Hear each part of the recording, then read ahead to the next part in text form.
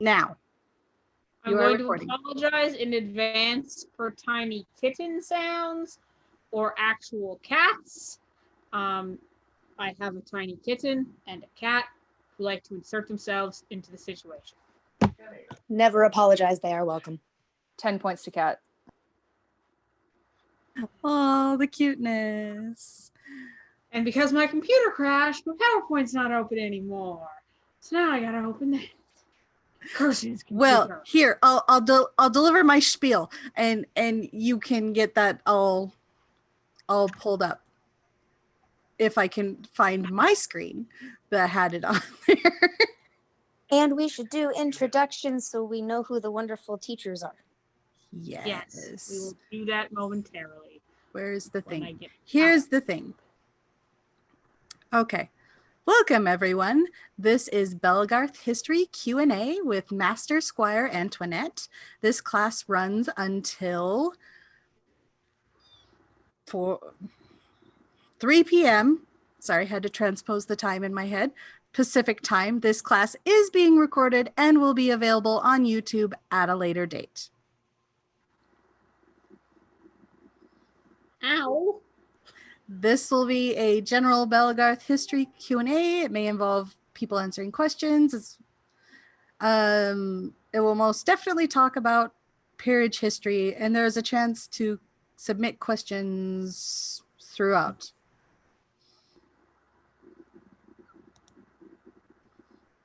Okay.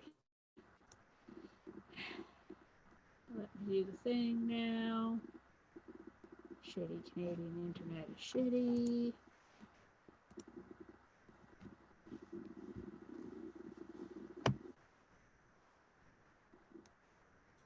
Oh, the purr.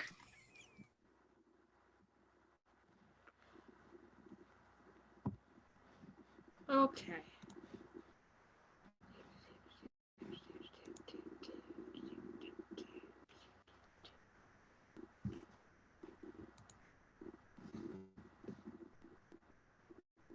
Cool. Okay.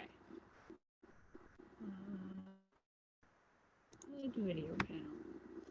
Okay, so this is History of Belegarth. With me, Squire Antoinette, the Moose Witch, Master Seneschal, and giant history nerd. So I'm currently the Public Relations Coordinator for Belegarth. In my everyday life, I'm a special education elementary school teacher. I've been doing this Belegarth thing for like 14 years, which is a weird thing to say. I have a passion for history and keeping history, because if we don't keep it, then we lose it, and someone who goes to try to find it spends years trying to recover it, and that's not fun. So, we're going to start with a brief overview of DAG, because that's where we come from. So, Daggahir was started in 1977. The word Daggahir is an Elvish word meaning battle lords. Belegarth Daggahir was created by a man named Brian Weiss. Unsure on the spelling of that because the person who I got that information from was unsure of the spelling of that. Daggahir is run exclusively by the members of the Realm of the Aratari. If you are not a member of the Realm of Aratari, you cannot be on the DAG Board of Directors. The Aratari is the founding chapter, which is what they call their realms, of DAG, and it's located in Maryland, Virginia, and the Washington, D.C. area. Their chapters, realms, are required to sign a chapter contract, which we are not. And the Daggahir Battle Games Association is the legal entity which owns the copyright to the Daggahir rule set. Their rule set is copyrighted. Belegarth's rule set is not copyrighted. It's copylefted, which we'll get to later. So, how did Belegarth exist? Well, circa 2001, Belegarth split off of DAG and became its own thing. There are many reasons that happened. In short order, there were issues over the way the DAG Board of Directors wished to govern DAG and the way the players who formed Belegarth felt the community should be governed. The DAG Board of Directors makes all of the decisions, and the realms don't really have a whole awful lot of say in how things happen. which has caused a lot of problems for DAG, including now a second splinter group in Hearthlight. There were also issues over using the community for monetary gain, such as businesses built to cater and profit from the community. Part of DAG thought that shouldn't happen. Part of DAG is like, I think that's okay. And there was copyright issues and stuff happened. And there were also general geographical area differences in the communities. Belegarth was, at the time, fairly central to the Midwest and Tennessee, and DAG is and still was and still is fairly central to the East Coast. And travel between the two areas to support area events was not really happening. So Belegarth got created. Circa 2001. We're approximately 20 years old now. War Council. From the creation of Belegarth till about 2005, all War Council actions were taken in person at War Council meetings that happened at Armageddon and Chaos Wars. I am so very glad I never had to do that, because I can only imagine how that would go, as all of you probably could. In 2005, War Council actions were moved from in-person voting to online voting via our forums, which still exist in the same way they did then at forge.belegarth.com. And we still use them to vote in March, June, September, and December. Voting was moved online. War Council still met in person at Armageddon and Chaos Wars for a while. No one's really sure exactly when that ceased happening. Gorlock thinks it was probably only slightly after we moved voting online, but no one can give me a definitive date, and anyone who could. I believe the last War Council that I attended was the first year at Indian Springs that I attended. So that was around. Oh, those are chaos. Those are chaos councils, and not. Oh, no, it was called War Council. Huh. Interesting. And it was at Chaos Wars. So I think it was gosh, when did I move here? 2014, possibly? Yeah, I don't think that was actually a full-on War Council meeting. But it might have just been a Chaos Wars thing. That's interesting. I'll have to ask Doff about that. And so everyone is clear. War Council is the actual seat of power within our community. It's not the board. Everyone needs to understand that sentence right there really well. That's an important sentence.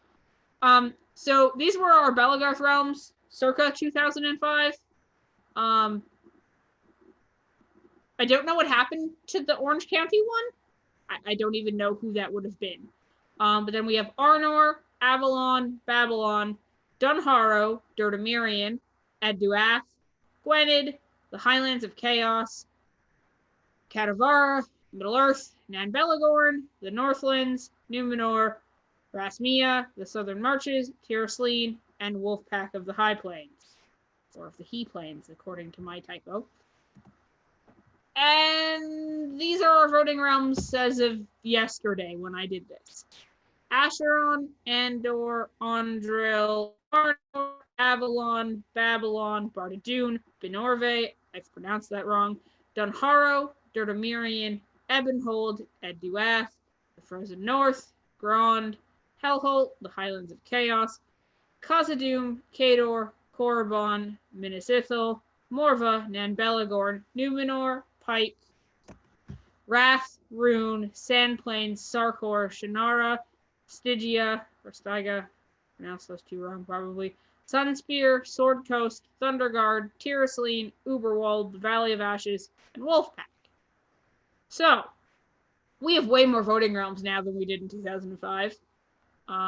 But you can see there are some realms that are still voting realms and have been voting realms since Belegarth started. And there are some voting realms that don't exist on this list anymore. In some of those cases, they were demoted to speaking realms, and you'll see them when we move to the next list. And in some cases, they're not even on the speaking realm list because those realms have ceased to exist. So I don't have a list of the speaking realms that existed in 2005. I can't find one. But these are the speaking realms that exist right now. We have Aether, Blood Moon Bay, Carthage, De Trebamora, Dun-Aban, Gondor, Gwynedd, Melkir. I cannot pronounce the Germany's realm's name. Maxlovia, Niflheim, Northlands, Rasmia, the Ozarks, Thorondor, Tirnanog, and Umbar. You'll see that Gwynedd and the Northlands and Rasmia moved from voting realms to speaking realms. It's highly likely that Gwynedd will likely lose its speaking rights after the census, just because no one's answered us in like 5 years. The person who was their war council rep ceased to be their war council rep, and then the only contact we really had with them passed away, and so no one's really answered us since then. So we're not sure what's going on down there, but they are definitely a Dag Bell realm. They're both. It's the same with the Frozen North. They're both a Dag and Bell realm. We don't care. Dag probably does. And then there are some realms on here who are just waiting for a year and then are going to move just voting rights. And then there are some realms on here who are just happy being speaking realms and have never decided they wanted to move. Yeah. So, quick history of the board of directors. We have 6 positions. We started out with 5. The 6th position got added in about 2014, which was the public relations, when we decided somebody really needed to be doing that job. And it was a job that should be done on its own and not taken on to other people. So our presidents have been from 2002 to 2004, Satnaka. From 2004 to September 2005, we have Sir Galland of Numenor. 2005 to 2008, we have Sir Kirian Hawksword, the patron saint of Belegarth. From 2008 to 2010, we have Makut Gorlock. From 2000, for January to December of 2010, we had Crinoline. From that probably should say 2011, because it doesn't look like Parr took over as president till February 2011.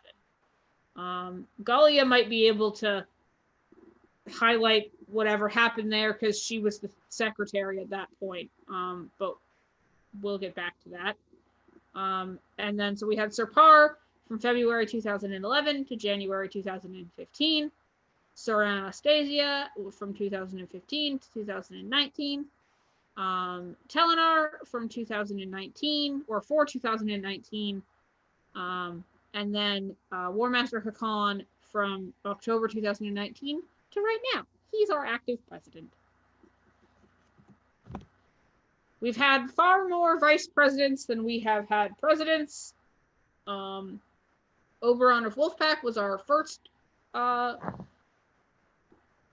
might not have been our first vice president because his information starts in 2005 and we clearly had someone before that, but the earliest record we have is of Oberon in 2005 to 2006. And then we have Sir Cedric from 2006 to 2007.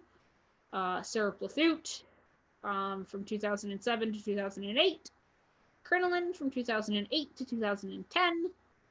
Sir Diego, the Goat of Numenor from 2010 to 2011. Sir Kalarn the Black from Tirasleen from 2011 to 2012.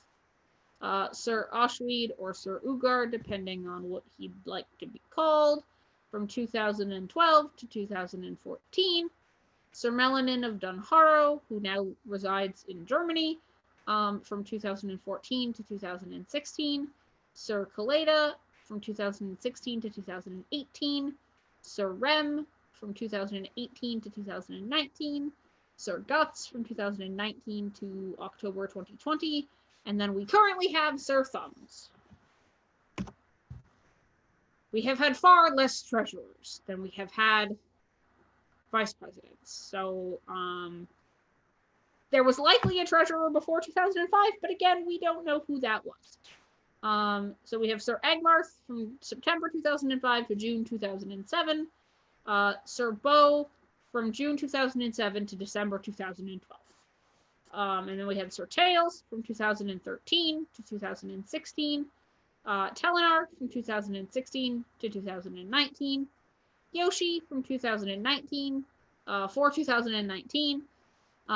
Fidel from October 2019 to October 2020. And then we currently have Stormcrow. So you'll note that the dates on these change. It sort of looks like it goes from people starting in September to people starting in June to people starting in January to people starting in October.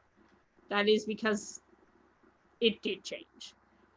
So at one point we were voting in the board of directors twice a year because we did it once per our bylaws and then once per the laws of Illinois where we were incorporated, which was weird. And then we managed to get all the positions lined up so they were being voted on in the same time. And we did that in December, in the December voting period.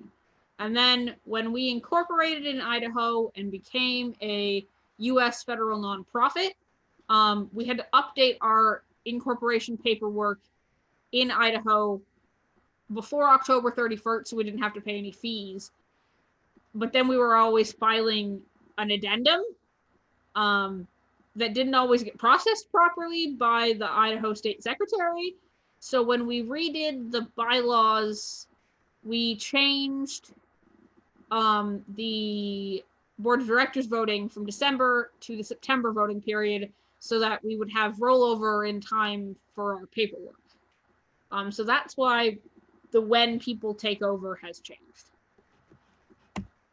Secretaries. Again, there was probably a secretary before Zuion in 2000 when she took over in 2005. We don't know who that was because it's not recorded. So Zuion was our first secretary from September 2005 to June 2006. Then we had Sir Sorsha from 2006 to 2007. Scrapper from December 2007 to December 2008. Then we had Enoch from December 2008 to June 2010. And then Witch Dr. Galia took over in June 2010 until January 2014. January 2014, Sir Killian took over for a year to January 2015. And then I took over in January 2015 to January 2017. Sir Tails had a year from January 2017 to January 2018. And then I took over again from January 2018 to October 2019.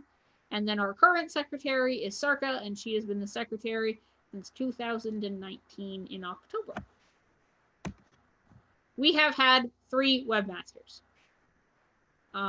Sir Jaconta from 2001 till Sir Winfang took over in September 2005 to February 2008.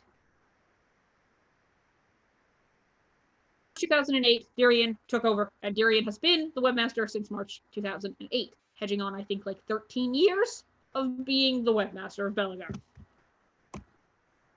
The public relations coordinator. So like I said earlier, this is the newest position. It was created in 2014 when the War Council decided, or it was presented to the War Council, I think by Squire Summit, and the community decided, yep, that's a thing we need, so we're going to do that. We have had 4 webmasters since its creation. Sir Darth Cheeseheart started as our first in April 2014 till January 2015. Sir Nen Harma took over in January 2015 till December 2018. Lady Merrick took over in December 2018 till October 2020. And then I am currently the public relations coordinator, and I took over in October. So I posted about some questions. Yes, we will get to peerage history in a bit because it's a different topic in and of itself. So I posted that about this class, and people asked some questions. I'm going to note that some of these questions I did not have the answer to, so I went searching for them. So this one was from Makut Rowan, and it was, what is the origin of the rule against rigid helmets, knees, and elbows? I didn't have the answer to this question, so I asked Circurian, and he supplied the following answer. I believe the meta was to prevent people from using SCA heavy combat, EI rattan, kits and Dagahir as armor, from a safety perspective, gaining the armor protection bonus, as well as a visually aesthetic one. If you read the rule restrictions, all of the things that the Dagahir rules prevent, EI non-period grills, rigid non-period material, metal knees and elbows, read like the minimum requirements for SCA heavy combat. They are. So visually, plastic and carpet armor along with SCA bar grills could be pretty jarring, and Dagahir's initial visual aesthetic was more towards the Dark Ages. Safety-wise, given the much more physical nature of Dag and Bell, combat compared to the SCA, legal shield bashing and grappling, heavy SCA helms, bar grills that could trap fingers, and metal covering up some of the hardest joints in the body was seen as potentially dangerous. And so that was why they were initially banned or disallowed. When Bell split from Dag and Sir Keg and Company rewrote the Manual of Arms, which was copyrighted and is the Dag rule book, to the Belegarth Book of War, we kind of just took everything, ported it over, and changed the wording enough so that we wouldn't get in trouble. And so in Bell, that's where that comes from. From a safety perspective, after talking to some other people, because of the way we fight, those large, heavy metal helmets that covered the entire head, metal knees, elbows, and especially like gauntlets, are really kind of not great for grappling because we have tiered grappling. It's not great to have a dude in giant, heavy helmet sitting dead on the field and you trip over, which is basically a bowling ball of metal at that point. And so that's where the rule came from. Why we still have it and it hasn't been modified, I don't know. I don't fight, but I imagine the idea of a grapple or accidental tanned contact with a metal gauntlet to someone's hand, arm, face, body part probably wouldn't be a good thing.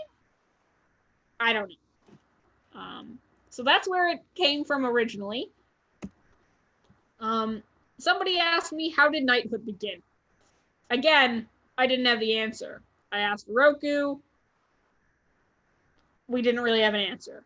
I asked a couple of other people. No one really had a good answer. So I went back to Circurian, who often has very good answers. And this was his answer. But again, he didn't really know either, because when he started in 2000 or in 1994, we had already existed since 1977. And it was just a thing, and no one really knew where it came from. It kind of looks like it started in Pentwavern, in Gwynedd, where the realms incorporated knighthood into their realm traditions, because they had cross with Pentwavern. It's because there was lots of SCA crossover. I don't know how it started in Gwynedd. Can't get a hold of anyone. And so Pentwavern is not only a DAG group, but also a registered SCA group. And in Illinois, Curian thinks It's because of Sir Geoffrey and Sir White Tiger of Middle-earth, and their lineages come down from Sir Arion, the king of Middle-earth, and one of them knighted Sir Elbrick, who was the founder of Vladimir, which is the realm that Numenor, or which is now basically the realm of Numenor. And once he was knighted, he then used knighthood to as a visual, title-wise, to delineate the strongest, most senior fighters in his group. And when Vladimir became Numenor, the knights became the senior leadership of the realm. And that's how they've stayed there in that today.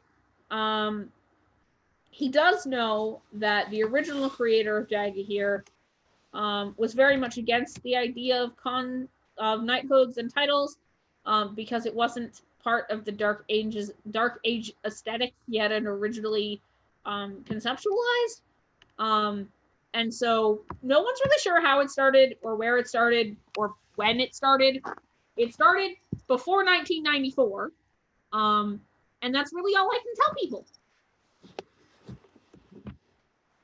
This one was again from Makut Rowan. Why is the Book of Roar written like everyone has a team of lawyers standing by to interpret it? So for this answer, we turn to Troll Hellhammer, because Troll helped write it with the last Rule Committee rewrite. And this was his answer, like the numbering and stuff for the wording. I have no idea about the numbering, but I personally overhauled the wording to be harder to find loopholes, so it's probably because it was edited by a lawyer, and so that some of that could be surrounding a limiting of liability to Belegarth.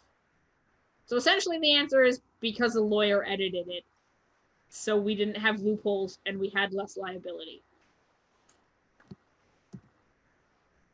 Somebody asked if the guard standards were ever enforced, and if so, why did they stop being enforced?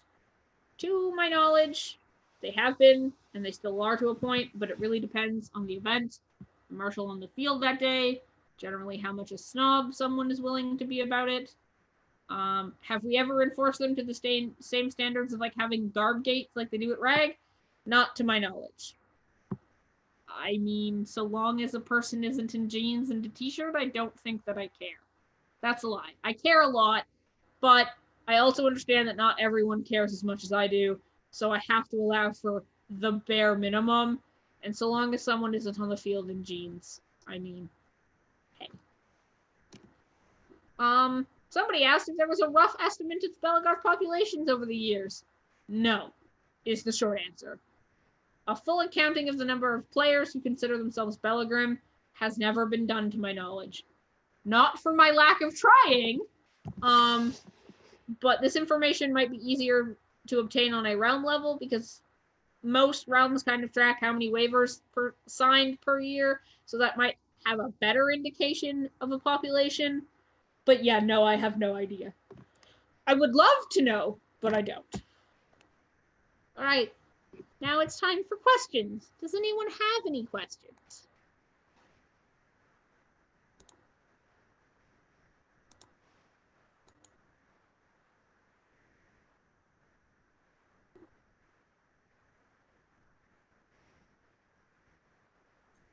Flowers is raising their hand. Cool. What is your question? Hi, I'm fairly new to Belegarth. I'm like barely a year in, so could you tell me I guess what's the difference between the voting realm rights and then speaking realm rights? Okay, so speaking realms are realms that are only allowed to like talk. They can give us their opinion and they can participate in war council discussions, but they can't vote. Voting realms are realms who have a vote on the war council, who have 2 representatives and 1 vote. So they have 2 just to be safe, and then 1 can post a vote, and only 1 vote counts. So you have to become a speaking realm for a year before you can become a voting realm. And in order to become a speaking realm, you have to have existed as a realm for at least a year, have 10 members, and a bylaw. And bylaw is a constitution sort of thing. And like be active. So when stuff changes in Belegarth, it's because the War Council voted on it, and the War Council is made up of those list of voting realms that we had earlier, who decide if they want stuff to change. Thank you. Not a problem. Anyone else have any questions?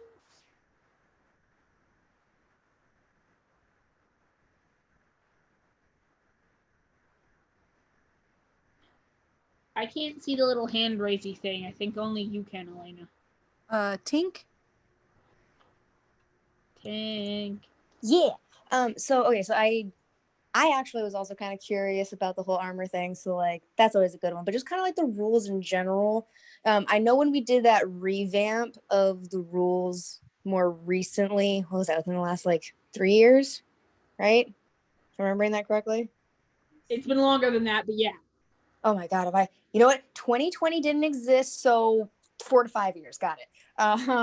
So that makes more sense. But so my question is, was that rewrite for just for the sake of us, or I think and I don't know if you covered that bit, but when we did that rewrite, like, was that just because Belle wanted to solidify our rules for ourselves, or was there like a reason for us to, like, we were trying to separate ourselves from Dag, or oh my god, I forget the super light touch foam Amp fighting. Amp thank you. Yeah, so our rule set's already vastly different than Dag's rule set in a number of ways, and it's well different than Amtgard's. But the last rule rewrite was actually because people who traveled widely across all of the different like regions of Belegarth were finding that in some places the rules were interpreted differently, and it was the goal of the Rules Council to be a group of people from all of those areas to come together and solidify the rules in a way so that when they were read in Cali, they were the same as they were in, or when they were interpreted in Cali, or like details were given, it was the same details in Cali as it was in Illinois, as it was in Canada, as it was in Tennessee, and sort of so everyone would be on the same page. I don't know how successful that was, mainly because most of the changes affected the way like fighting happened. But no, by the time we did the last major overhaul of the Book of War, our game was already so different than Dagahir that it didn't matter. And it wasn't like a copyright thing. And yes, Dahlia, we're going to cover the history of peerage, but I'm going to pester Sir Roku to help me with that. And so we'll get to that. I kind of wanted people to ask questions before we started talking about peerage in depth, because it could honestly and has been its own class of its own. So yeah, we'll get there. Does anyone else have any non-peerage history related questions? Also, Roku, you're muted if you try to talk.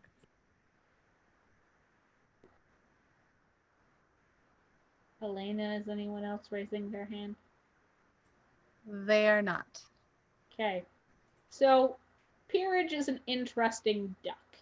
In Bell, it started off with knights we inherited from when we were in Dag.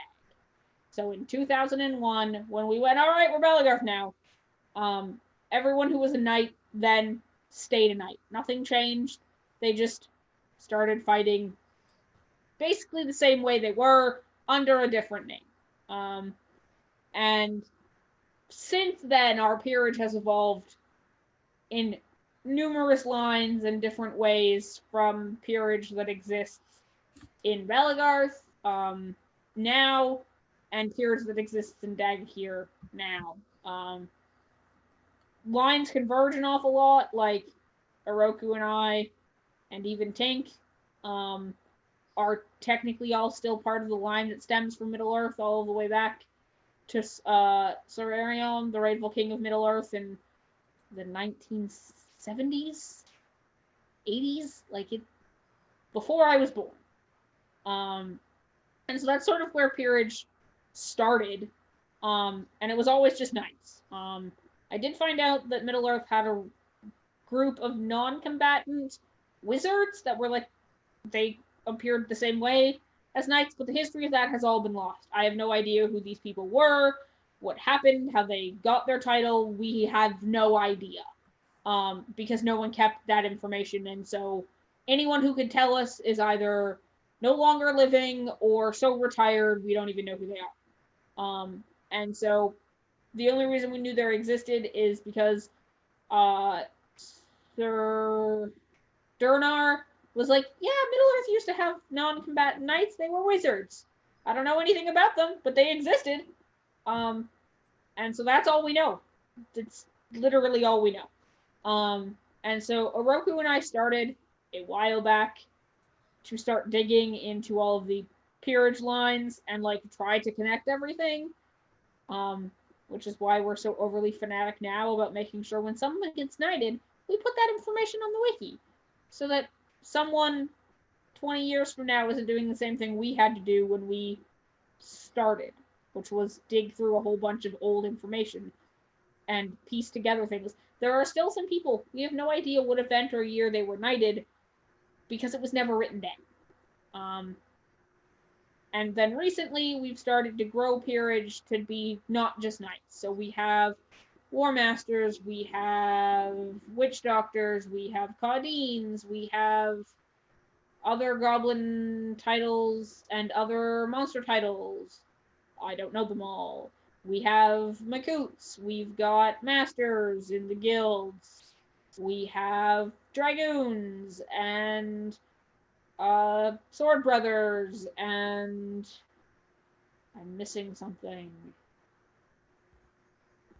Kinsmen. Yeah, sword brothers, kinsmen. Thank you. No, there's something else that I'm missing, and I'm trying to remember what it was. Oh, the blade masters, the red sword dudes. And I know that a bunch of guys out west are trying to start like a dragon slaying thing that's supposed to be a peerage title. So it's growing, and has changed. Right. Whether monsters consider themselves peers depends on which monster you talk to. However, I would like to think that, well, they are monsters. The idea of peerage doesn't necessarily mean, or there isn't a delineation between like monster and non-monster, and that as peers, all sort of like trying to better the sport and be a source of knowledge, there's still peers in that sort of idea, whether they agree with the title word or not. I mean, yeah, it all really depends on who you're talking to, because like I get 4 different answers when I ask the War Masters if they think they're peers or not. Like 4 straight up different answers. So yeah, there is that depending, but I mean they all show up to the Peerage Council meeting. So Oroku has a little bit more history on the history of peerage that I'll let him ramble on about for a little bit. Cool, thank you so much. So I think it's really important to... You have 9 minutes, by the way. All right, cool. To Witch Doctor Gala's comment is that I think that when we talk about peerage, for myself, peerage is kind of like your, for lack of a better, it's like your pronouns. You get to determine whether you're a peer or not. If you don't desire to be called a peer, I'm not going to call you a peer. I will, however, probably refer to you as titled, as your title, and understand that these are titled people and what the title means, I think is really important. The really important thing to understand about peerage in Belegarth, regardless of peerage or titles, it's all unofficial. Both Emtgard and the SCA. SCA, by the way, recently I just checked, it has 2,848 knights, not all of which are living, but that's a lot. And they are official as per corpora, right? It's in their bylaws that there are knights. In Belegarth, peers, we don't actually exist. It's a social contract between us and our populace. And that's an important thing to remember. So, yeah, that's pretty much all I have. If you want to talk about the history of peerage, of course, Antoinette or I are always willing to ramble on it for hours. We've done it before. But thank you all for your interest in history. That's all I have to say. Tink has her hand raised. Hi, Tink. Hiya. Yeah, question. At least on terms of like peerage and lineages, what is the history slash present stance on creating your own lineage? You And just go. like, You do it. You and just let Oroku and I know. okay, yeah, 'cause I was just trying to figure out, because like I know at least in like there's like some thought of, you know, you should be knighted, and then if you want to start your own lineage after you have been knighted, like do your own thing. But just like coming out the gate going, hi, I have a chain and I am Sir so and so of this order, I decided this morning. Like you are totally allowed to do that. Understand that if you were to do that, that you would have to answer some questions and you would be looked at as such by the community, and what you did with that is kind of up to you. But no one's going to stop you. We might frown and bitch a little bit, but we're not going to stop you. Oh no, you cut out that last 5 words. Damn it. I said we might frown and bitch a little bit, but we're not going to stop you. No, totally fair. Totally fair. I've encountered both sides of the fence. So, and from people, you know, of the peerage ranks having different opinions. So I was curious as to the consensus here. Well, the consensus is there's really nothing we can do about it. And that's the thing with Belegarth. There's no bylaws around peerage. There's no, like, they're not in our bylaws. They're not delineated in our Book of War. Yes, there are certain things that you've got to do to get there. And it's different for every title and rank. But at the end of the day, I respect Sir Oroku because Sir Oroku respects me. And I respect what he did because I know what he did was powerful and meaningful to him. And that's really what it is. It's literally a social construct. There are knights that I don't respect because they're buttheads. But, like, we can't really tell you no because there's no rules. Like, that's the thing in Belegarth. There's no rules around peerage at all. And I can see that Kazi and Kristen are loading in. Therefore, I think it is time for me to be done. Really quickly, Tink, in regards to what you were mentioning, speaking of Karim Kazi, he actually ran a class on that very subject earlier this week, and it will be on YouTube. If you have questions about doing your own thing, he is an excellent person to talk about with. So I only caught the beginning of your class, but it was really cool to see. So we have one last hand raised. It was Squire Train. Hi, Train. Hi, real quick. Actually, this isn't a quick question. Maybe I should just DM you guys about this. But for the board, so that everyone knows like what the question is. Yes, peerage is a difficult path, but I guess my question is, when you go between communities, should you be allowed to just call yourself that thing in between communities? Because yesterday I noticed somebody in the peerage meeting who was calling themselves a knight, but their knight is not somebody who's recognized in Belegarth. Doesn't matter. Okay. I don't think it did either. Our sport, we don't really care as much, but other sports might. Like if you were, say, a knight here in Belegarth and you go to SEA events, it doesn't exactly translate to their peerage structure. Which is why Sir Fox is a knight 2 times over. Yes. If you're a knight in both sports, then you're a knight in both sports. But if you are a knight in Belegarth and not a knight in the SEA, then you're still a knight in Belegarth, but you have not done all the things you need to do to become a knight in the SEA. In the SEA, I am just James of Sentinel's Keep. Here I am, Sir Oroku. But the problem is all of my local knights also know that I have attained knighthood elsewhere. So I don't get out of it that way, unfortunately. Yeah. So Uh, if you're going to a DAG event, it really doesn't matter. And people are going to be like, "Oh, you're a knight. Okay, cool." Amtgard, their knighthoods, like their peerage thing, is different. And so like that's a little bit iffy, but like we have a section of recognized knights from other sports. So like we have a section of knights I think that are Amtgard and SCA knights that cross game, and we've just recognized them as knights in Bell, and that's been posted. And that's a possibility. But yeah, no, we really don't care. The bottom line really quickly is this, is I'm standing here like this, and if I do this, guess what? I should still be the same person and want to do the same thing. So, you know, Exactly. just be a good person. All right. Well, Okay. thank I'm you. gonna make room for the next Yep. class of humans and Thank you, go Antoinette. feed my cats. Thank you, Antoinette, for your great class. If you want to discuss this more, they are on the Discord under their Belegarth names on the Discord channel. So feel free to use one of their voice channels to chat with them more. Coming up next, we have world building in Belegarth, making connections in lore with Ganima and Kazi, and that will start about 5 minutes after the hour.